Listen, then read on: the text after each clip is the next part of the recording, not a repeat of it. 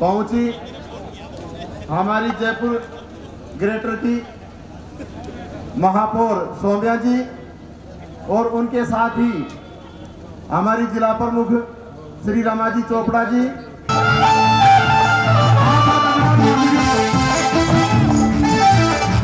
में जिले के संगठन के प्रभारी आदरणीय सतवीर जी भाई साहब।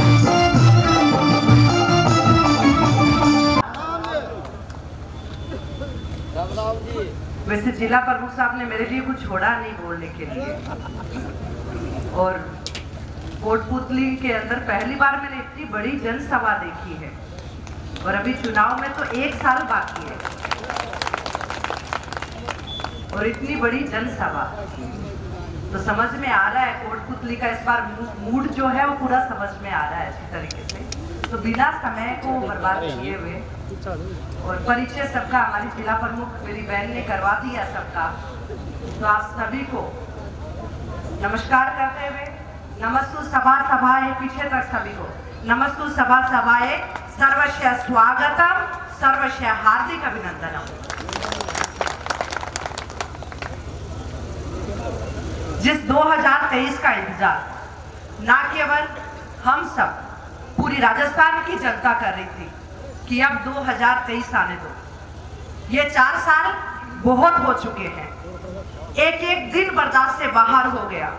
अब ये छोटे बाहर सामने नन्हे मुन्ने बच्चे जो हैं, ये विकास के लिए, न्याय के लिए गुहार करते हुए जब कोटपुतली की जनता को आना पड़ रहा है, तो समझ रहे हैं कि किस तरह का आतंक होगा। ना केवल कोटपुतली में, पूरे राजस्थान की यही हालत है। अभी मुझे मुकेश गोयल जी ने भी बताया कि यहाँ कोटपुतली के अंदर माताएं बहनों की जो चेन दिन दहाड़े चेन खींच ली जाती है, बच्चियां स्कूल नहीं जा पाती है, कॉलेज से बाहर बच्चियां जब निकलती है तो उन पर आक्षेप लगाए जाते हैं, उन पर भद्दी गाली गलौज होते हैं। तो क्या ऐसा राजस्थान बनाना चाह रहे थे क्या इस तरह का राजस्थान चाहिए? और अगर इस तरह का राजस्थान नहीं चाहिए तो सब एकजुट हो जाइए। और ये जन आक्रोश भारतीय जनता पार्टी का तो है ही। भारतीय जनता पार्टी सभी को आईना दिखा रही है, सभी जनता को बता रही है कि देख लीजिए सही समय आ गया है, और जो 4 साल पहले गलती हुई है वो गलती सुधारने का समय भी आ गया है। और उसमें पूरे राजस्थान की जनता के अंदर जन आक्रोश, ये जन आक्रोश, और यहाँ पीछे तक जहाँ मेरी नजर जा रही है वहां तक जन सैलाब नजर आ रहे हैं। आप सोचिए पूरे राजस्थान की जनता आतुर है उस दिन के लिए कि कब नवंबर का महीना आएगा, कब मत पेटी के अंदर हम अपना मत डालेंगे, और मत डालकर पूरी राजस्थान की जनता स्पष्ट रूप से अपना बहुमत देकर भारतीय जनता पार्टी की सरकार इस राजस्थान के अंदर बनाएगी। और इस देश का नेतृत्व है प्रधानमंत्री नरेंद्र मोदी जी जैसे कर रहे हैं, तो सोचिए। और जो विश्व की सबसे बड़ी पार्टी भारतीय जनता पार्टी है, और जिस भारतीय जनता पार्टी के यहाँ के जिलाध्यक्ष भाई जितेंद्र जी जैसे हैं, तो सोचिए कि इतनी बड़ी सभा होना और आम जन का विश्वास होना, और जो जिस सुशासन की कल्पना भारतीय जनता पार्टी जिस सुशासन को लेकर चलती है, जिस दिन से भारतीय जनता पार्टी आती है उस दिन से अपने वादों को पूरा करने के लिए तैयार हो जाती है। आम जन का जो भरोसा है उस भरोसे के किए हुए वादा और भरोसे के हिसाब से काम करती है और करके पूरी दिखाती है। आप देखिए हमारे प्रधानमंत्री जी को, आप सब ने देखा हमारी प्रधानमंत्री जी की माता जी को, अभी पूरे 12 दिन भी नहीं हुए हमारी प्रधानमंत्री जी माता जी को अंतिम संस्कार करके वो राष्ट्र सेवक, जन सेवक आप सब के लिए, आप सबके बीच में आ गए। वो कोलकाता के अंदर चाहे रेल का उद्घाटन हो, वो चाहते हैं कि हमारी जनता 12 दिन भी इंतजार क्यों करे, विलंब क्यों करे। ऐसा होता है देश का प्रधान नायक, प्रधान सेवक। और जब इस तरह का प्रधान सेवक है और यहाँ माताएं भी काफी संख्या के अंदर बैठी है, तो हम सबको अब एकजुट होकर एक साथ में जो अत्याचार हो रहे हैं उनके खिलाफ तो आवाज उठानी है। भाई विकास को तो न्याय हम सबको दिलवाना भी है, बेहद। और आज इस सभा के अंदर मुख्य वक्ता के रूप में राज्यसभा सांसद आदरणीय करोड़ीलाल मीणा जी आए हैं, और उनको तो सब जानते हैं कि अब विकास के हत्यारे को न्याय मिलने में अब देर नहीं है। और साथ ही इन 4 सालों में हमने जो देखा, यहाँ ना महिला मातृशक्ति बैठी है, ना महिला सुरक्षित, ना युवा सुरक्षित। युवाओं का भविष्य के साथ में खिलवाड़ हुआ है। बड़ी बड़ी भर्तियां करवाई गई, नौकरियों के लिए बड़ी बड़ी भर्तियां हुई, रीट परीक्षा हुई, रीट में चीट हुई। और सिर्फ भर्तियां किस लिए हुई? सिर्फ मंत्रियों ने खुद के परिवार के बेटे बहुओं को नौकरी लगाने के लिए राजस्थान के युवाओं के भविष्य के साथ में खिलवाड़ किया। उनके बेटे बहू नौकरी लग गए, बाकी जनता से, युवाओं से कोई ताल्लुक नहीं है। युवाओं के सुनहरे भविष्य को, जिन युवाओं ने देश का भविष्य माने जाते हैं हमारे युवा, उनके भविष्य के साथ में खिलवाड़ हो रहा है। और अब हमें एकजुटता से होकर युवाओं के लिए भी आवाज बनकर उभरना है। मातृशक्ति के लिए पहले आपको हीरालाल जी ने भी आपको बताया किसानों के साथ में किस प्रकार न्याय हो रहा है। युवा मोर्चा के भाई है, वो भी बता रहे थे किसानों के साथ में खेती के अंदर खाद बीज की कमी हो रही है।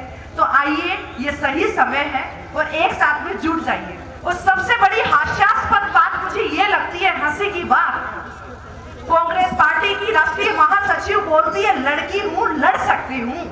अरे वो लड़की लड़ सकती हूँ वाली कहाँ है? राजस्थान की यहाँ लड़कियां, एक तो आपकी बेटी आपके सामने खड़ी है, 2 साल से लड़ रही थी, क्या उस लड़की को दिखाई नहीं दे रहा था? यहाँ राजस्थान की महिला बेटियां हर दिन लड़ती है अपराधों के खिलाफ, महिला अत्याचारों के खिलाफ, क्या उस लड़की को सुनाई नहीं देता है?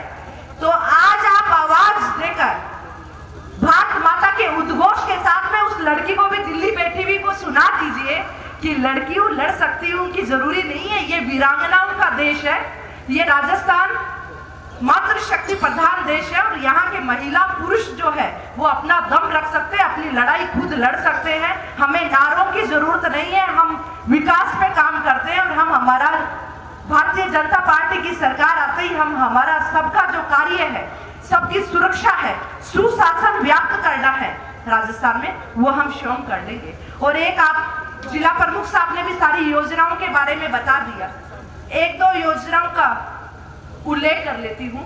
इन 4 सालों में कुछ भी नहीं हुआ राजस्थान में। इस 4 सालों में जो हुआ है वो ये हुआ है कि 2 भारतीय जनता पार्टी की पिछली जो सरकार के काम है उनके उद्घाटन हुए हैं, फीते कटे हैं। दूसरा हुआ है भारतीय जनता पार्टी की सरकार ने जिस अन्नपूर्णा योजना को शुरुआत की, मां अन्नपूर्णा के नाम से शुरुआत हुई, उसका नाम बदलकर किसी परिवार विशेष के लिए उन्होंने अपना रेस्पेक्ट दिखाते हुए उसको इंदिरा गांधी जी के नाम पे उन्होंने कर दिया। ये काम हुए हैं राजस्थान में। अब आप सबको डिसाइड करना, आप सबको निश्चित करना, आप सबको जन जन के बीच में जाना है और आप सबको बता देना है कि ये राजस्थान प्रदेश है, वीरों का प्रदेश है। और यहाँ सब मुझे नजर आ रहे हैं, इधर फेंटे वाले जो है पंच पटेल नजर आ रहे हैं, यहाँ स्वापी वाले बुजुर्ग नजर आ रहे हैं, तो सभी हवा को चलाने वाले हैं। और जब मैं तो देखती हूँ कि जब फेंटे वाले हमारे जो है पीपल के पेड़ के ऊपर चाहे ताशे खेल रहे हैं, उस ताशों में ही बता देते हैं कि इस बार राजस्थान की हवा का रुख किधर है, तो वो रुख भारतीय जनता पार्टी की ओर है और पूर्ण बहुमत की ओर है।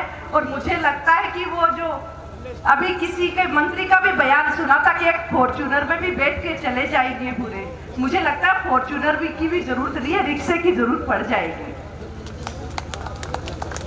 तो आप सभी को, और आप सबने यहाँ बुलाया और आप सबको, कोटपुतली की पूरी जनता को सामने यहाँ पाकर आप सबसे मिलकर मैं अभिभूत हूँ। आप सबका हृदय से उद्गार व्यक्त करती हूँ। नारी शक्ति सोम्या गुर्जर जिंदाबाद, नारी शक्ति सोम्या गुर्जर जिंदाबाद, नारी शक्ति सोम्या गुर्जर जिंदाबाद। अब आप दिल्ली तक आवाज पहुँचा दीजिए। बाबूजी ने इतनी आपको उद्घोष करके आप प्रेरणा दी है सबको, दिल्ली तक आवाज उठ जानी चाहिए, भारत माता की। पीछे से नहीं आई, दिल्ली तक नहीं जा रही, ये तो राजस्थान में गूंजी है अभी तक, हमें तो दिल्ली तक भेजना है। बचा हुआ हिमाचल प्रदेश गलती से सिर्फ 1% वोट की वजह से चला गया, 1% वोट की वजह से, वो भी वापिस आ जाएगा। अभी सरकार बने हुए महीना भी पूरा नहीं हुआ, उससे पहले वहां की जनता जो है अफसोस मना रही है। आज के अखबार में देख लीजिए आप क्या हाल हो रहा है वहां का। तो आप जोर से उद्घोष लगाएंगे जो दिल्ली तक जाएगा, भारत माता की।